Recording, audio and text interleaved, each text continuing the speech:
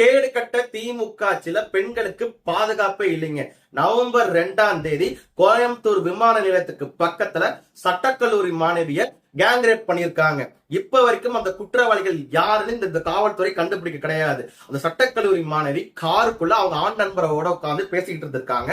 அந்த நேரத்துல 3 திருட்டு நாய்கள் வந்து காரை அடிச்சு உடைச்சிட்டு கூட இருந்த ஆண் நண்பரையும் தாக்கிட்டு இந்த பெண்ணை கேங்ரேப் பண்ணிருக்காங்க. காவல்துறை கண்டுபிடிச்சான்னு கேட்டா கிடையாது. இதுக்கு முன்னாடி 2 நாளைக்கு முன்னாடி நீங்க எடுத்துக்கிட்டீங்கன்னா திருச்சி மாவட்டத்துல ஒரு பெண் இன்டர்வியூக்கு போயிட்டு வந்திருக்காங்க. அந்த பெண்ணை தலையை வெட்டி எரிச்சு கொண்டிருக்காங்க. அதை யாரு பண்ணான்னு கண்டுபிடிக்க கிடையாது. திருச்சி மாவட்டத்துல மட்டும் இந்த மாசத்துல 2 சம்பவம் இது போல நடந்திருக்கு. அதுக்கு முன்னாடி நீங்க பாத்தீங்கன்னா பிப்ரவரி மாசம் 19ஆம் தேதி இதே கோயம்புத்தூர் மாவட்டத்துல 17 வயசு பொண்ணை 7 பேர் கேங்ரேப் பண்ணிருக்காங்க. அந்த நேரத்திலையும் அண்ணாமலை அண்ணன் மட்டும்தான் குரல் கொடுத்தாரு.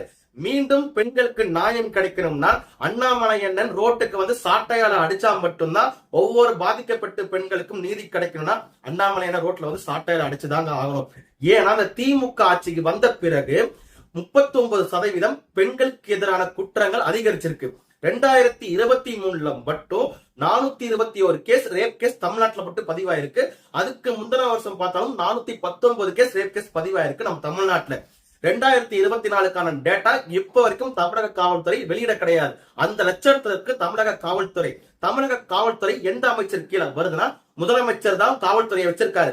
முதலமைச்சருக்கு வெக்கமாக இல்லையா? உங்க ஆட்சியில எல்லா மாவட்டத்திலும் பெண்களுக்கு பாதுகாப்பு இல்லாம இருக்காங்க. இந்த பெண்கள் யாரும் குடிச்சிட்டு அங்கங்க சுத்த கிடையாது. இன்டர்வியூக்கு போயிட்டு வந்தாங்க, வேலை விஷயமா வெளியில போயிட்டு வந்திருக்காங்க, படிப்பு விஷயமா போயிட்டு வந்த பெண்களை தான் இங்க இருக்கக்கூடிய திமுக ஆட்சியில ரேப் செய்யப்பட்டு கொல்லப்பட்டு இருக்காங்க. அவங்களுக்கு எல்லாம் நீதி கிடைக்கணும்னு எங்க போறது?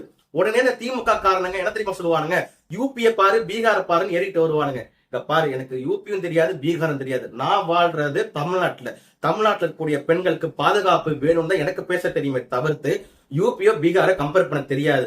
இப்பவும் கேட்கிற அண்ணாமலை அண்ணன் சாட்டையால அடித்துக் கொண்டால் மட்டும்தான் நீதி கிடைக்குமா தமிழக பெண்களுக்கு?